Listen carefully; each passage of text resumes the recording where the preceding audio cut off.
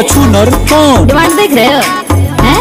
कंटा शकल देख रहे हो अपनी? का दुल्हा देखे में छछूनर बीबी सुनर चाहिए, साला ऊपर से इनको फॉर्च्यूनर चाहिए, दहेज में बाबू को फॉर्च्यूनर चाहिए।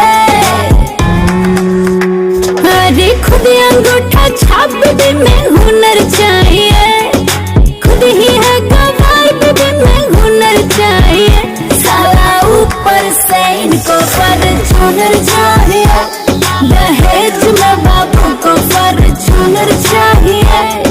मिलेगा ना? हाँ। अरे सरकारी नौकरी है।